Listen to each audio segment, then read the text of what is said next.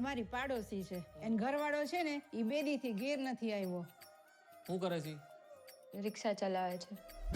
બોલો સાહેબ ક્યાં જવું બોલો? જુનાગઢ ફરવું એ ફેરાવ. જુનાગઢ ફરવું 1500 થાય ફેરવી દો બોલો.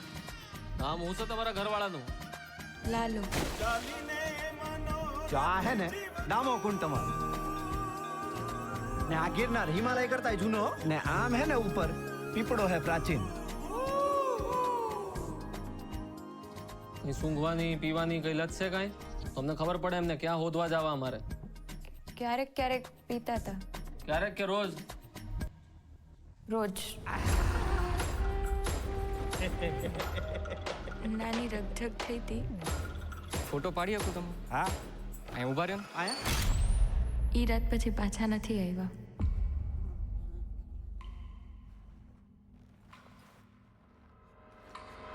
નમસ્કાર.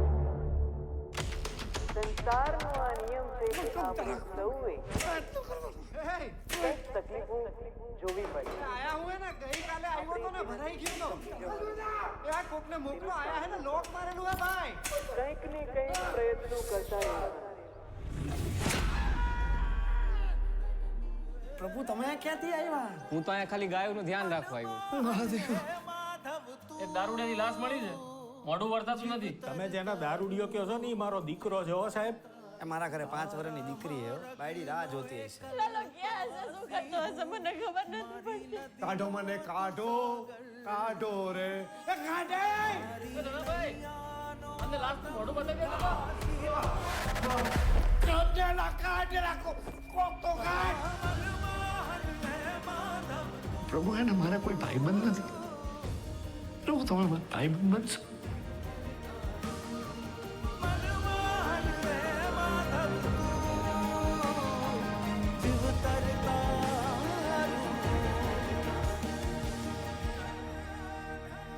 તમને ખબર છે એવું કહેવાય છે કે કૃષ્ણ ભગવાન એમના ભક્ત નરસિંહ મહેતા માટે 52 વાર અહીંયા આવ્યા છે જુનાગઢ. 52 વાર? 52 તમને નથી ખબર ને?